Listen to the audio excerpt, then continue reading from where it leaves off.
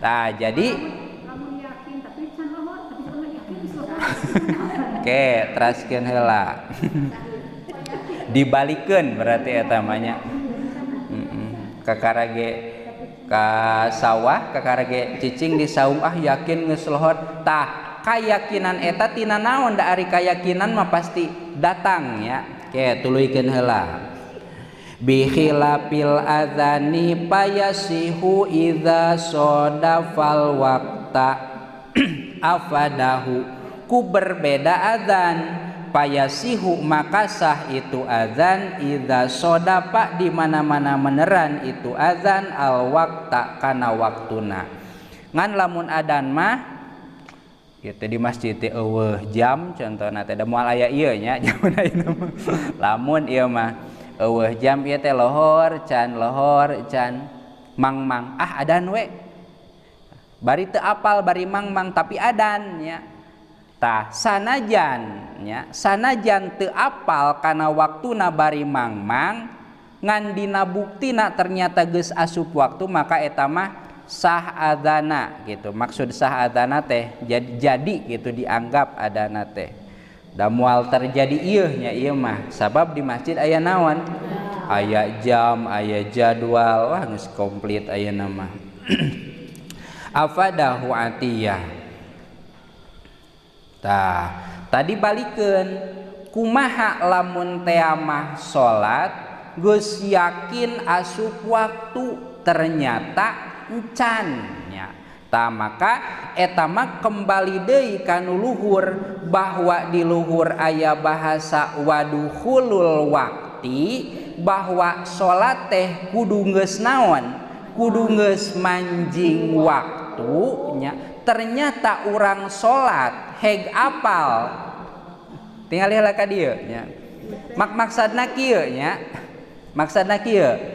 Maksad lamun geus asup waktu kan contoh urang teh salat lohor ceuk urang teh ieu teh geus lohor yakin urang teh ternyata pas lohor teh jam 11 nya jam 11 pas urang salat lohor teh maka lamun teh mah kapanggih waktu lohorna sabada salatnya nah sabada salat teh balik we ka imah. Nah pas datang ka imah teh geuning kakara lohor maka salat nu tadi teu sah nya kudu dibalikan deui. Naon sababna? Sabab can asup kana waktu sedengkeun syarat dina sahna salat teh kudu geus asup waktu.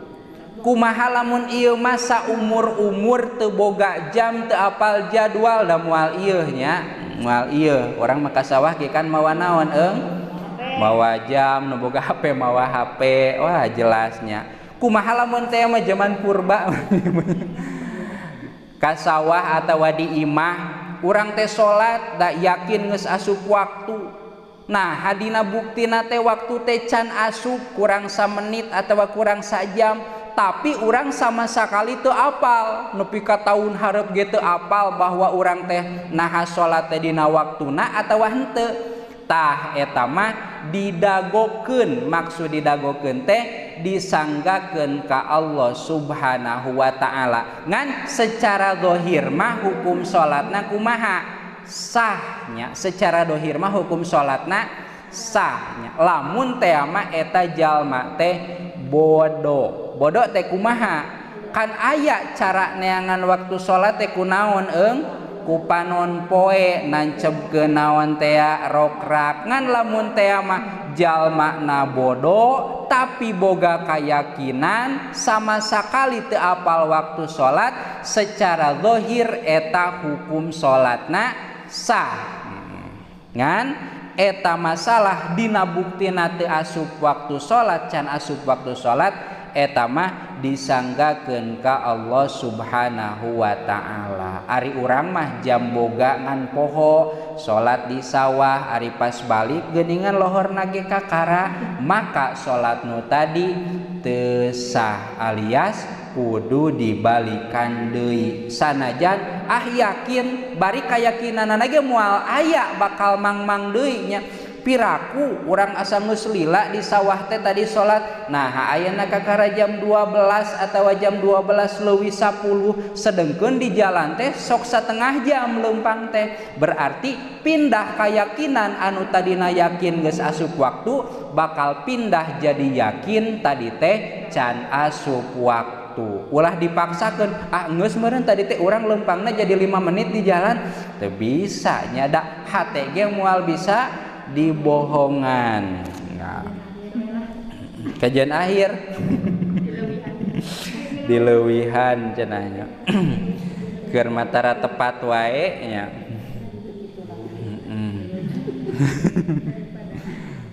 Aya ma'rifatu dukhulil waqti. Salajengna panjang keneh teh wala panjang wal islamu wat tamyizu panjang keneh hiji deui atuh Islam pendek ya geus ek beberes aya samanit deui wal islamu sareng Islam di urang aya nu kafir teu ayanya Islam atuh palatasihu min kafirin teu sah salatna jalma kafir. Barina ge nu kafir mah da tara salat ieu nya. Urang mah kadang Islam oge sok ditinggalkeun lamun keur kagok nya. Min kafirin teu beda we ka baqiyatil ibadati sapertikeun pirang-pirang ibadah. Titik. Wat tamyizu wallahu a'lam bissawab. Rabbin fa'na bima 'allamtana rabbi 'allimna alladzi yanfa'una rabbi faqina wa faqi ahlana wa qarabati lana fi dinina bita'allumi tawassalna bita'limi antarzuqanal wasi'a wa antarzuqanal amana abdi tawasul ku pangaosan abdi tawasul pamurukan abdi rizki yang ku kajembaran abdi rizki yang ku kahuripan subhanakallahumma wa bihamdika asyhadu